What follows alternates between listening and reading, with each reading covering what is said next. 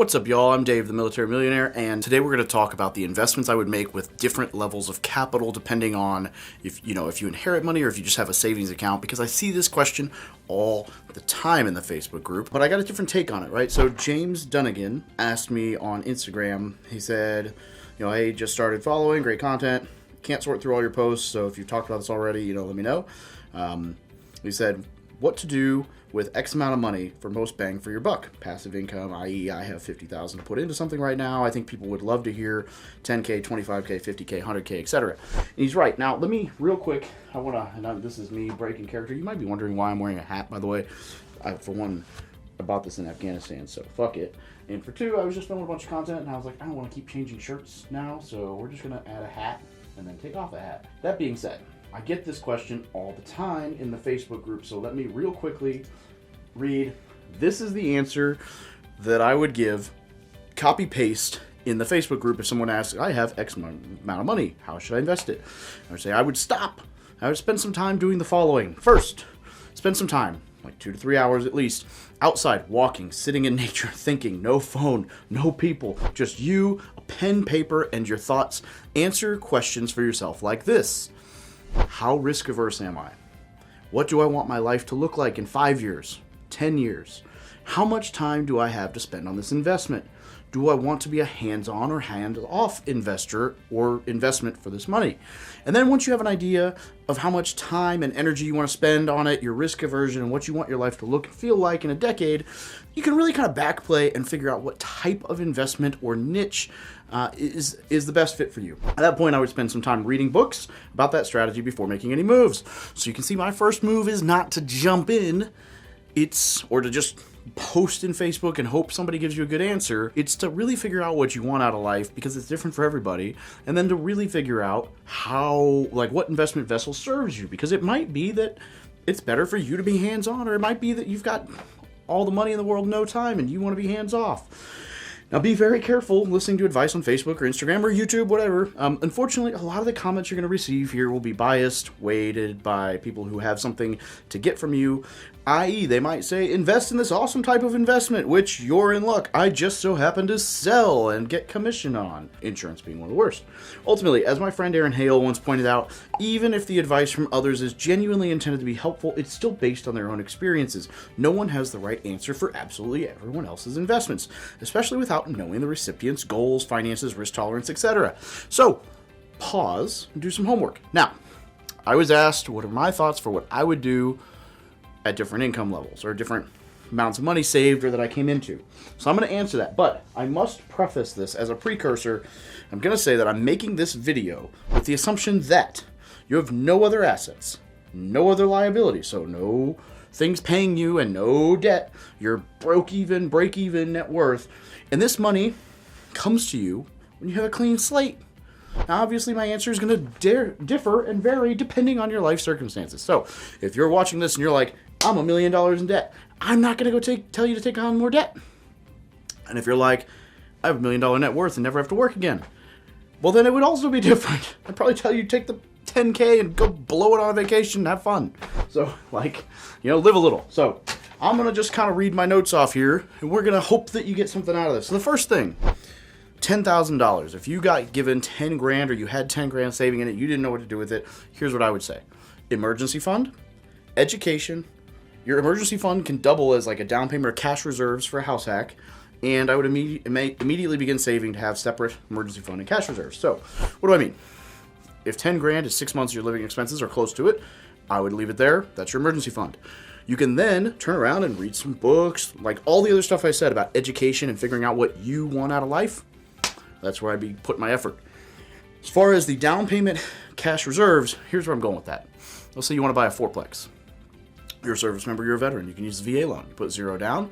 You use that $10K. A little bit of it would be your closing costs, depending on your closing costs, and you can get the seller to cover those. So you might be able to get in for $0.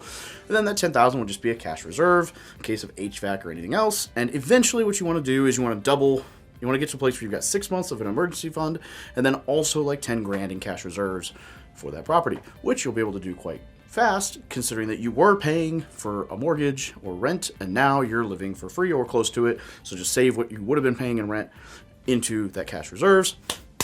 there's your $10,000. Now, let's say you have 25 grand. But Dave, I have 25 grand. Well, good for you. Good fucking for you.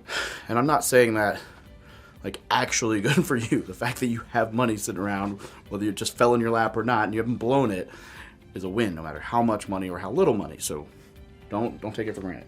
Okay, so for 25K, I would do all the same things with that first 10, and then the extra 15. Basically, at 25K, I would do everything I've said, and then I would already have the set emergency fund and cash reserves. If you have a little bit left over after you've got all that set, I'd probably just throw it in index funds. So at 50,000, I would do all of the above with that 25, and then all the difference, which in this case, I'm just saying used all the 25 in the first one. So at 50,000, I would have an extra 25 grand. And at that point, I would throw it in an index fund. Personally, I like the Vanguard VTSAX, but I would throw it in like a mutual fund or an index fund. I'm an index fund guy personally, lower fees, more passive, and I would just leave it there, right? Now, let's say I just leave it there while I'm looking for, hunting for, saving for that next investment, for that to be the down payment, or maybe you could throw it at a syndication that's 25K minimum and you'd be passive. You know, again, it kind of depends on your goals, but that 25K, I would put it in an index fund so it can earn a return while I'm looking for that next investment. At none of these, 10, 25, 50, would insurance be my first move. So if you get sold on that, just saying, not my thing. And I could go into that. I've got other videos on it, but long story short, IULs, whole life, all that shit, 99% of it's garbage. And if you don't have a six-figure check to stroke to overfund it on day one, it's going to take you forever to get your money back out of that. If you're early on and you don't have a ton of capital, you don't want to be waiting for all that time. The velocity of money is important. Compounding is important. So during all that time, like that 7 years before you can actually touch that money again, you could have been earning a return. So insurance is a cash preservation strategy once you have money, not a investment strategy to boost, to get wealthy fast. Okay, 100K. This one's going to blow your mind, right? I'm going to do all the same things I would at 50, and I'd use all the extra money to buy my next investment property. Now, I might go find something and buy cash. Who knows, right? Depending on prices. But that 75K, index fund, wait to buy the next property, all right? We'll get a little bit different here. I promise. A lot of this is redundant because it's like, even if you got 100K dropped in your lap, you're still going to want to set up the emergency fund and everything else, right? So if you got 500K, a $500,000, I would do all the same things to that first 100K. So that is, the emergency funds, the cash reserves, and first house hack, and all that stuff. And then saving in an index fund for the rest, and blah, blah, blah. And then after that, I would put $250,000 in an index fund, like the Vanguard VTSAX. That money would actually be to stay in the index fund. And the reason for that is, on average, the index funds, the S&P 500, the VTSAX, which is a total stock market index fund, on average, it's like 7% returns, they say. It's actually been closer to 8 over the last 20, 30 years. It's slowly, anyway, we'll say 7. So at 7%, your money will double every 10 years. So let's say you're 30. You put $250K in an index fund. It'll be $500,000 when you're 40. It'll be $1 million when you're 50. It'll be $2 million when you're 60. Cool. You're like, wow, that's great, Dave. Why do I care? You care because now you can afford to take some risks, because as long as you leave that alone to do its thing, you will be set for retirement. Now, it won't be the most luxurious retirement in the world, but here's why. Because if you take 4% every year out of your account, the 4% rule, right? So you take 4% out of that account every year once you're in retirement, it will not only be break even, but it will probably still be gaining the amount of money you have in that account. So that means if you have $2 million, which is 250 doubled from 30 to 60, right? You would be able to pull $80,000 a year out of that account, and it would never lose value. It would stay at $2 million. It might even go up. You might find yourself with 2.2, 2.4, 2.5. Who knows, right? So you could always pull 4%. And if you pulled 5%, you'd probably be okay, and you could actually just, even if it dwindled a little bit, so the point being, you put that 250 aside, it doubles. You get to 2 million, or even you wait till 70, you get to 4 million, but it was 2 million. You start pulling 4% out. You now have $80,000 a year to live on when you're in retirement. That's enough it's not going to be the most luxurious lifestyle you've ever had, but it covers your basis, right? Which means, and for those of you who are like, oh my God, 80K, look, move somewhere cheaper. I don't give a fuck. The point is, the math works. It will help you, right? So, what does that mean? That means you can be a little bit more risky with some of your other stuff because you've now got that money set aside. So the other remaining 150K, here's where I go a little different. I would use to buy your vehicle cash. You don't need to be paying interest on a vehicle. It's a depreciating asset. I would also still stick to a 5 to 10 year old used car that's already depreciated 50-60% in value. I've got videos on how to buy cars. And then you've got this vehicle that you paid cash.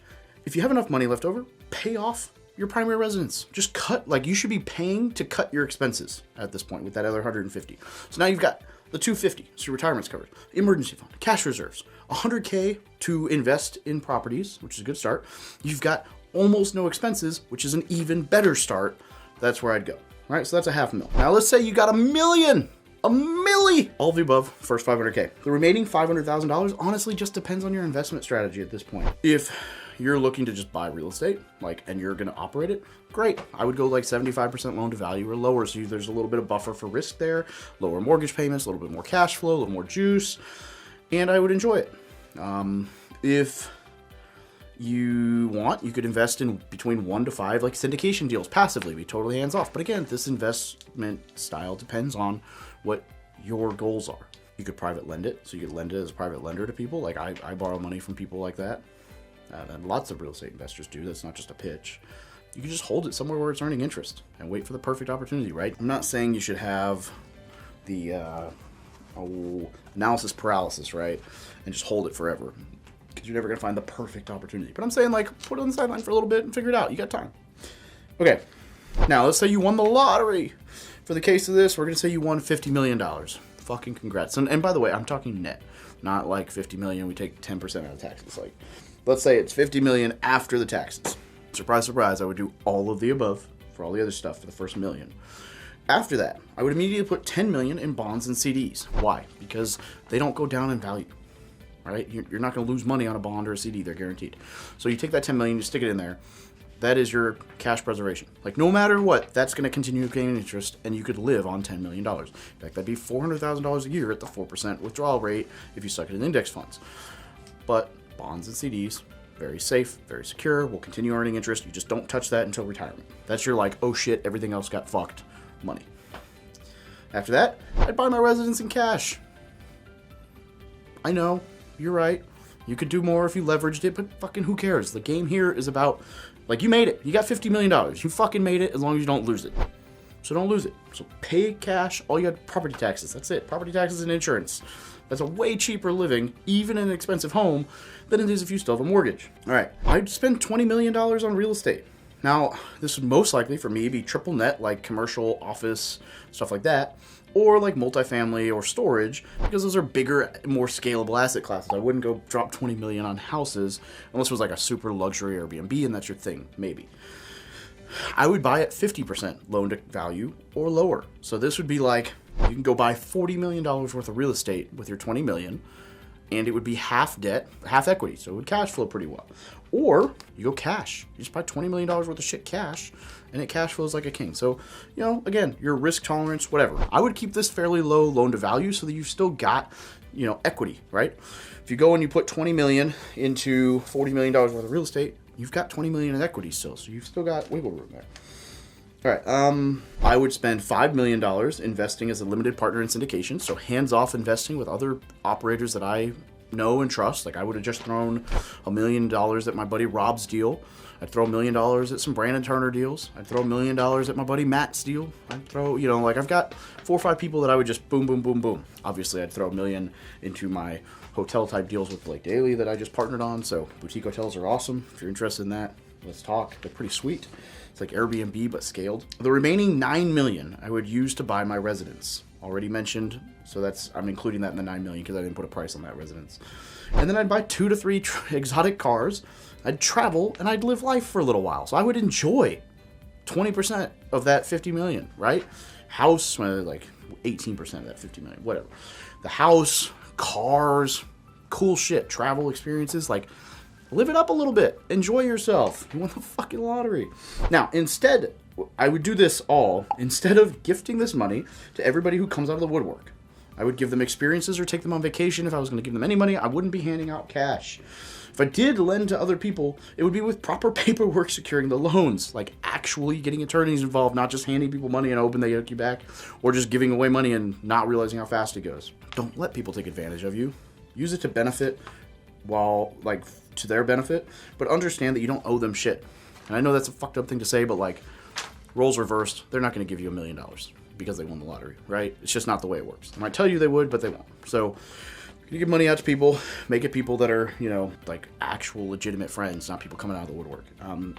And for this real reason, if I won the lottery, I'd keep my fucking mouth shut about winning said lottery, except around my closest friends and mentors. All right, so this is all the different levels from 10K to 50 million. What I'd do if money fell in my lap, assuming I had no money. Might be a little different from me right now. In fact, be a lot different, but that's fine. Different levels, different strokes, different folks. Hope you got something out of this. If you did, make sure you subscribe, share it with a friend. Yeehaw.